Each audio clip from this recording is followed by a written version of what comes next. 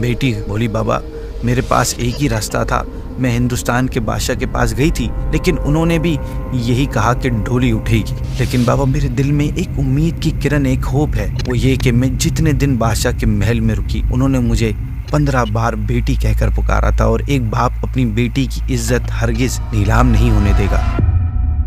السلام علیکم ورحمۃ اللہ وبرکاتہ۔ حاضر ہیں انٹرسٹنگ اور معلوماتی سیریز تاریخی فیصلے ہسٹورک ڈیسیجن میں۔ ناظرین، آج کا ہسٹورک ڈیسیجن دین اسلام میں عدل و انصاف کی اہمیت اور جسٹس سسٹم کو واضح کرے گا۔ آج کے فیصلے میں ایک مسلمان بادشاہ ایک ہندو لڑکی کی شکایت پر ایک ظالم مسلمان سپہ سالار کو عبرتناک سزا دے کر قیامت تک آنے والے حکمرانوں کے لیے انصاف کی ایک اعلیٰ مثال قائم کر دے گا، ایک ایگزامپل سیٹ کر دے گا۔ ناظرین، یہ واقعہ ہے 16ویں صدی عیسوی کا، جس میں ہندوستان میں ایک نیک مسلمان کی بادشاہت قائم تھی۔ اس بادشاہ کی حکومت میں ہندوستان کے ایک شہر بنارس میں ایک پنڈت تھا، اس کی ایک بہت خوبصورت بیٹی تھی جس کا نام شکنتلا تھا۔ بادشاہ کی طرف بنارس کا جو حاکم بنایا گیا تھا وہ ظالم اور جابر شخص تھا اور اس لڑکی پر عاشق ہو گیا۔ اب وہ ناجائز طریقے سے اس لڑکی کو اپنی ہوس کا شکار بنانا چاہتا تھا، لہٰذا ایک دن اس نے اس لڑکی کے باپ سے کہا کہ تم 7 دن میں اپنی بیٹی کی ڈولی میں سجا کر اسے میرے محل بھیج دینا۔ پنڈت نے یہ بات اپنی بیٹی کو بتائی۔ ناظرین، اس کے پاس بظاہر بچنے کا کوئی راستہ نہیں تھا کیونکہ مطالبہ کرنے والا ایک سپہ سالار اور طاقتور آدمی تھا۔ خیر، اس کی بیٹی نے کہا کہ آپ اس حاکم سے 1 مہینے کا وقت لے لیں، میرے بچنے کا کوئی نہ کوئی راستہ ضرور نکل آئے گا۔ پنڈت نے حاکم سے جا کر کہا کہ میرے پاس اتنے پیسے نہیں ہیں کہ میں 7 دن میں سجا کر اپنی لڑکی کو بھیج سکوں، لہٰذا مجھے 1 مہینے کا وقت دے دو، میں 1 مہینے میں سارے انتظامات مکمل کر لوں گا، پھر اپنی بیٹی کو بھیج دوں گا۔ وہ حاکم تو خوش ہو گیا کہ پنڈت اتنی جلدی راضی ہو گیا، وہ فوراً راضی ہو گیا اور اس نے کہا ٹھیک ہے پر 1 ماہ کے بعد ضرور بھیج دینا۔ پنڈت نے اس لڑکی سے جا کر کہا وقت تو مل گیا پر اب آگے کیا کرنا ہے؟ لڑکی نے اپنے ذہن میں کوئی ترکیب سوجی اور ایک لڑکے کا لباس پہن کر اپنی سواری لے کر دہلی کی طرف نکل پڑی۔ کچھ دنوں کا لمبا سفر کر کے وہ دہلی پہنچی۔ جس دن وہ دہلی پہنچی وہ جمعے کا مبارک دن تھا، اور جمعے کے دن بادشاہ جب نماز کے بعد مسجد سے باہر نکلتا تو لوگ اپنا مسئلہ لے کر ایک خط میں لکھ کر مسجد کی سیڑھیوں کے دونوں طرف کھڑے ہو جاتے تھے، اور بادشاہ ان کے ہاتھ سے خط لیتا جاتا اور پھر کچھ دنوں بعد اس کا فیصلہ کرتا تھا۔ وہ ہندو لڑکی بھی مسجد کے باہر اس لائن میں جا کر کھڑی ہو گئی جس میں دوسرے لوگ اپنا اپنا مسئلہ لیے کھڑے تھے۔ اس کے چہرے پہ نقاب تھا اور اس نے لڑکے کا لباس پہنا ہوا تھا۔ ناظرین، جب اس کے ہاتھ سے خط لینے کی باری آئی تب اس بادشاہ نے اپنا ہاتھ پر ایک کپڑا ڈال کر اس کے ہاتھ سے خط لیا۔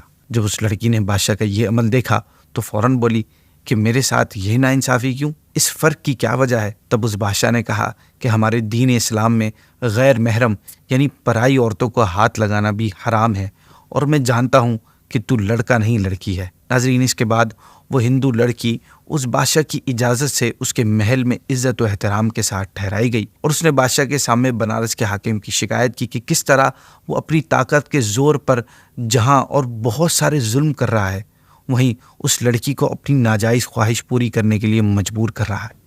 بادشاہ نے اس ہندو لڑکی کی فریاد سن کر شفقت بھرے انداز میں اس سے کہا کہ اے بیٹی، تو لوٹ جا، تیری ڈولی اپنے وقت پر سپہ سالار کے محل میں پہنچے گی۔ وہ ہندو لڑکی سوچ میں پڑ گئی کہ یہ کیا؟ میں تو یہاں آئی تھی اس لیے کہ میری ڈولی نہ اٹھے، یہاں تو بادشاہ کہہ رہا ہے کہ تیری ڈولی اس کے محل پہنچے گی۔ خیر، گھر میں پہنچی تو اس کے باپ پنڈت نے پوچھا کہ کیا ہوا بیٹی، کوئی حل نکلا؟ بیٹی بولی بابا میرے پاس ایک ہی راستہ تھا، میں ہندوستان کے بادشاہ کے پاس گئی تھی لیکن انہوں نے بھی یہی کہا کہ ڈولی اٹھے گی، لیکن بابا میرے دل میں ایک امید کی کرن، ایک ہوپ ہے، وہ یہ کہ میں جتنے دن بادشاہ کے محل میں رکی انہوں نے مجھے 15 بار بیٹی کہہ کر پکارا تھا، اور ایک باپ اپنی بیٹی کی عزت ہرگز نیلام نہیں ہونے دے گا۔ ناظرین، پھر وہ دن آیا جس دن اس ہندو لڑکی کی ڈولی سج دج کر ظالم و جابر حاکم کے محل پہنچی۔ حاکم نے ڈولی دیکھ کر اپنی عیاشی کی خوشی میں فقیروں میں پیسے لٹانا شروع کر دیے۔ جب وہ حاکم فقیروں میں پیسے لٹا رہا تھا تب ایک فقیر جس نے اپنے چہرے پر کمبل اوڑھ رکھی تھی کہنے لگا، میں ایسا ویسا فقیر نہیں ہوں، پیسے میرے اوپر پھینکنے کے بجائے میرے ہاتھ میں دے۔ یہ سن کر حاکم نے اس کے ہاتھ میں پیسے دیے۔ جب وہ پیسے اس فقیر کے ہاتھ میں رکھ رہا تھا تو فقیر نے اپنے چہرے سے کمبل ہٹایا۔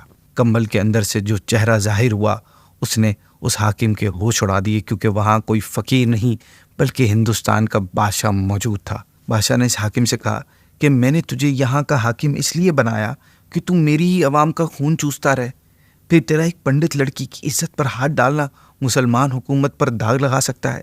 یہ کہہ کر بادشاہ نے مسلمانوں کے نام ان کی ساخت کو خراب کرنے والے حاکم کو ایسی سزا دینے کا فیصلہ کیا جسے تاریخ کبھی نہیں بھولے گی۔ بادشاہ کے حکم پر 4 ہاتھی منگوا کر حاکم کے دونوں ہاتھ اور دونوں پاؤں باندھ کر مختلف ڈائریکشنز میں ہاتھیوں کو دوڑا دیا گیا اور حاکم کو چیر دیا گیا۔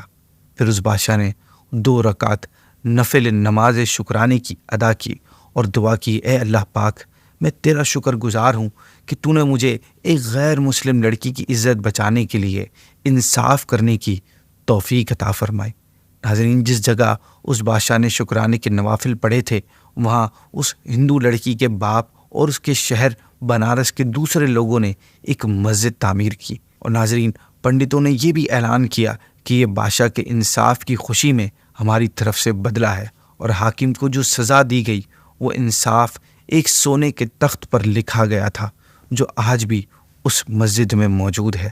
ناظرین، یہ کون سا بادشاہ تھا جس نے ایک ہندو لڑکی کی پکار پر اپنے ہم مذہب مگر ظالم سپہ سالار کو عبرتناک سزا دینے کا فیصلہ کیا؟